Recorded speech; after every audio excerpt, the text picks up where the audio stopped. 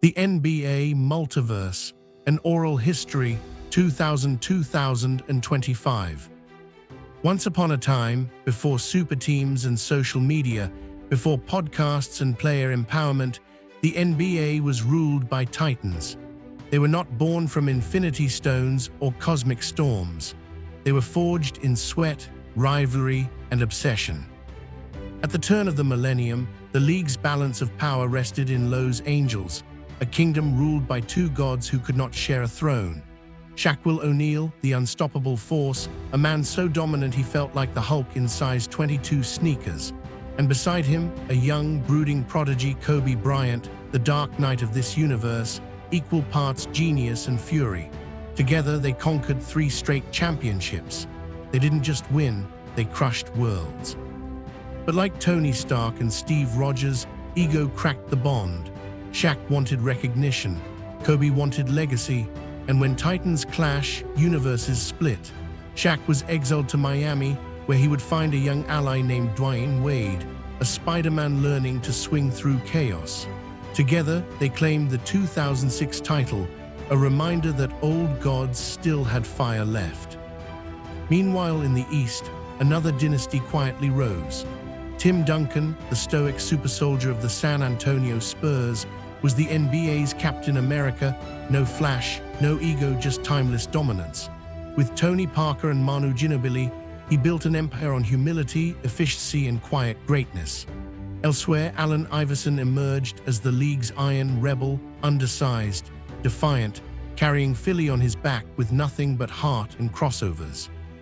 He didn't win a ring, but he reshaped culture itself.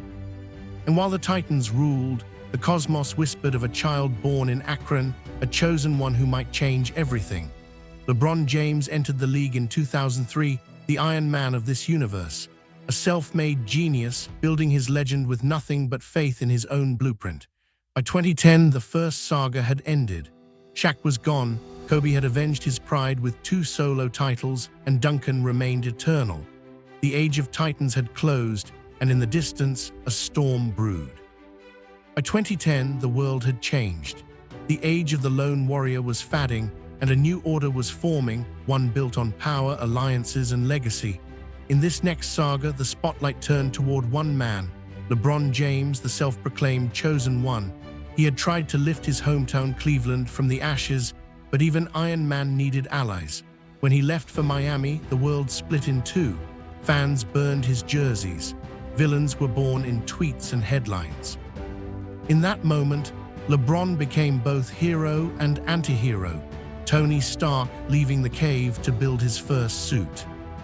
Alongside him stood Dwyane Wade, the heart of Miami, a leader forged in fire, and Chris Bosh, the quiet intellect, the vision of this universe, underappreciated but essential. Together they formed the Heatles, basketball's first true Avengers. The league reacted with fury. The old gods saw it as blasphemy, but power attracts power, and the Miami saga became a global phenomenon. They reached 4 straight finals, winning 2, 2012 and 2013, with redemption arcs worthy of cinema. 2012, LeBron silenced the world's doubt, defeating the Thunder, a team of young upstarts that felt like the guardians of the galaxy before their prime. Kevin Durant, Russell Westbrook, and James Harden. They burned bright and then scattered. In 2013, the Heat's greatest trial came in the finals against the Spurs. One of the NBA's portal moments occurred. Ray Allen's corner three-pointer, the shot that rewrote fate. It was LeBron's snap, his moment of divine intervention. Miami celebrated, but LeBron knew greatness built on alliances comes with consequence. Meanwhile, in the shadows, new heroes were preparing. In the Bay Area, Stephen Curry, a slender marksman, began bending the laws of basketball physics. If LeBron was Iron Man, Curry was Doctor Strange, a magician who saw the multiverse of spacing and three-point geometry before anyone else. By 2014, the Heat's time had ended. LeBron returned home to Cleveland. He had seen the lights, faced the villains, and realized something. The next chapter wasn't about dominance. It was about redemption. The league stood at a crossroads. The Titans had fallen. The chosen one had returned home. And from the far edges of the West, a new power began to rise. In Oakland, the Golden State Warriors were assembling, not with brute force but with vision. Their leader, Stephen Curry, was Doctor Strange with a basketball, warping reality through geometry, seeing dimensions nobody else dared to look at. Alongside him stood Klay Thompson, the silent marksman, Hawkeye with the calm of a monk. And Draymond Green, the fiery strategist, the iron patriot of this universe, loud, volatile, and vital. By 2015, they had taken the league by storm, a 67-win season, a style that felt more like jazz than war. And when they faced LeBron in the finals, the passing of eras was clear.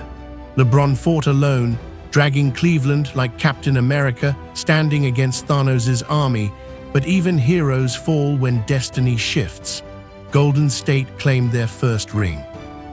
In 2016, LeBron delivered the impossible. Down 3-1 in the finals, he led the greatest comeback in modern sports. The block on Iguodala became his Mjolnir moment, and Kyrie's dagger sealed it. For one shining moment, the multiverse stood still. LeBron had balanced the universe and written himself into immortality. But in the shadows, Kevin Durant, the wandering god, part Thor, part Loki, crossed over from Oklahoma City to Golden State. The Warriors became the inevitable. 2017 and 2018 were foregone conclusions.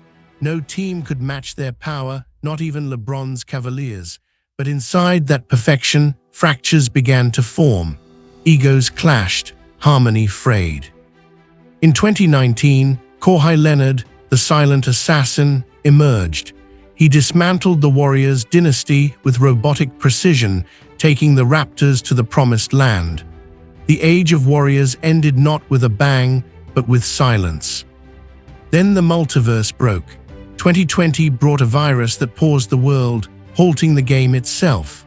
The bubble in Orlando became the NBA's sanctum sanctorum, a warped space where players fought their demons in isolation.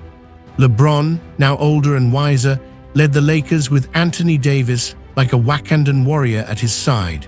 Together, they brought balance back to the league, winning the 2020 title in surreal silence. By 2021, new heroes rose. Giannis Antetokounmpo, the Greek demigod, took flight and conquered the East. The league's power wasn't centralized anymore. The old guard was fading. LeBron was human again.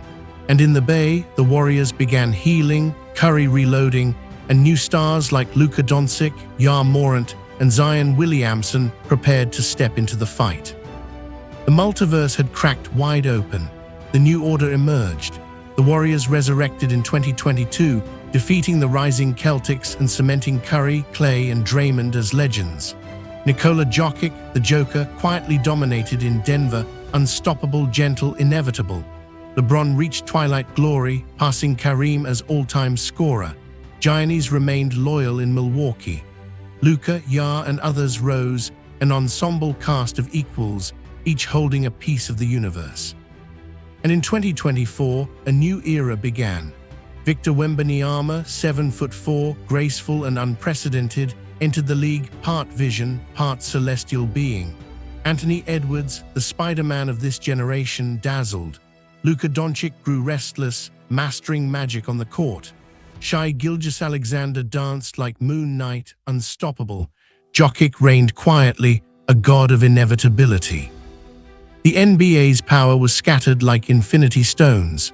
The culture evolved, players became moguls and philosophers, and fans remained the true watchers. Every season was a crossover event. Every hero had a story. And as 2025 arrived, a new feeling settled, the sense that the next great story was only beginning. LeBron watched from the twilight, Curry smiled from the Bay, Durant reflected, and Wembanyama warmed up under neon lights. In the NBA, just like in the Marvel universe, heroes don't retire. They evolve, they inspire, they echo, and every generation thinks their story is the final one until the next chosen one picks up the ball. In a universe of giants, greatness never dies, it just changes hands.